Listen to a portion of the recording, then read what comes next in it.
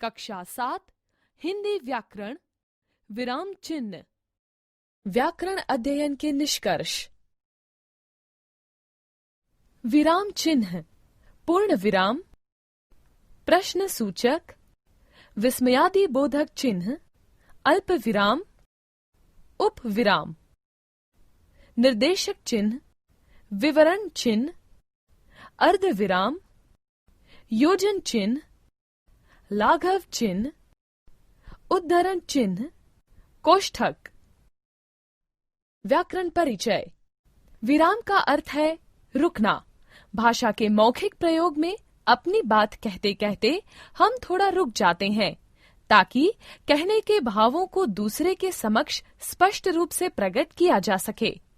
यह रुकना ही विराम कहलाता है तथा भाषा के लिखित प्रयोग में इस रुकने वाले स्थान पर जो विशेष चिन्ह लगाए जाते हैं उन्हें विराम चिन्ह कहते हैं।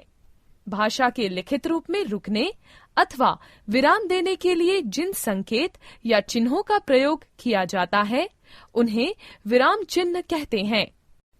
विराम चिन्हों के उचित प्रयोगों से जहाँ भावाभिव्यक्ति सुबोध, सुग्राह्य एवं सुस्पष्ट हो जाती है, वहीं उसके प्रस्तुति में भी प्रभाव आ जाता है। इसलिए किसी भी भाषा के व्याकरण में विराम चिन्ह का महत्वपूर्ण स्थान है।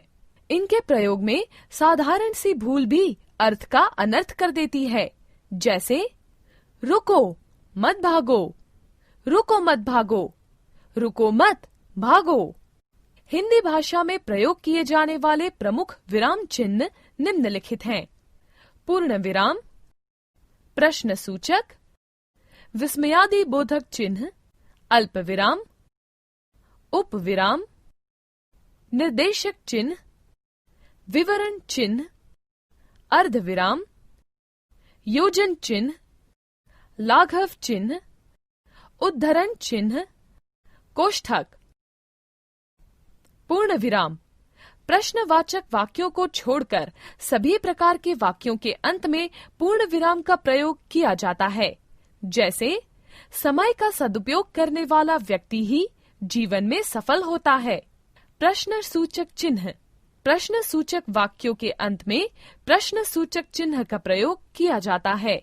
क्या कल विद्यालय में अवकाश रहेगा?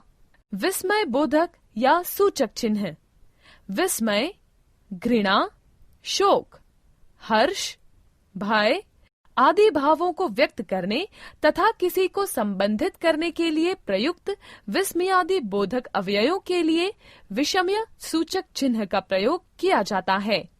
जैसे वाह कितना मधुर गाती हो।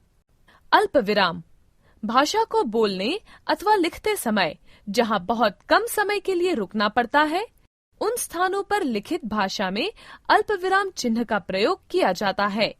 इसका प्रयोग निम्नलिखित स्थानों पर किया जाता है: समान महत्व के शब्दों तथा वाक्यों को अलग करने के लिए, जैसे पिताजी बाजार से दूध, फल, सब्जी और डबल रोटी लाए। संयुक्त तथा मिश्रित वाक्यों के उपवाक्यों को अलग करने के लिए, जैसे मैं अवश्य आता परंतु माँ बीमार थी। वाक्यांशों का अलग करने के लिए, जैसे वह छात्र जिसके लिए इनाम घोषित किया गया है मंच पर आ जाए। हाँ अथवा नहीं का प्रयोग करते समय, हाँ मैं अवश्य पहुंच जाऊंगा, नहीं आज तो मैं नहीं आ सकता।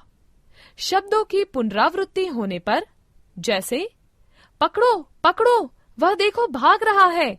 उद्धरण चिन्ह के पहले भी अल्प विराम लगाते हैं, जैसे अध्यापक ने कहा शिक्षा अमूल्य धन है। संबोधन की विभिन्न स्थितियों में, जैसे रामू 2 प्याला चाय बना लाओ।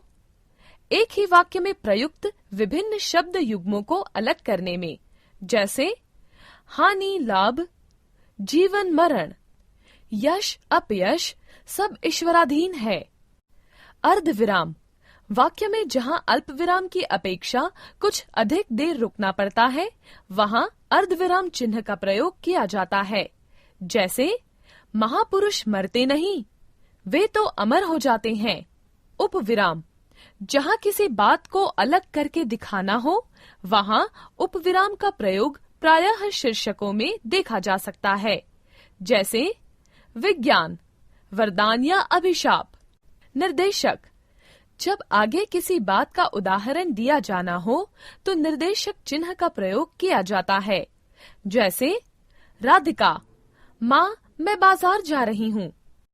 विवरण चिन्ह, जब किसी बात का विवरण, उत्तर या उदाहरण अगली पंक्ति में देना हो तो विवरण चिन्ह का प्रयोग किया जाता है, जैसे व्यायाम के लाभ निम्नलिखित हैं।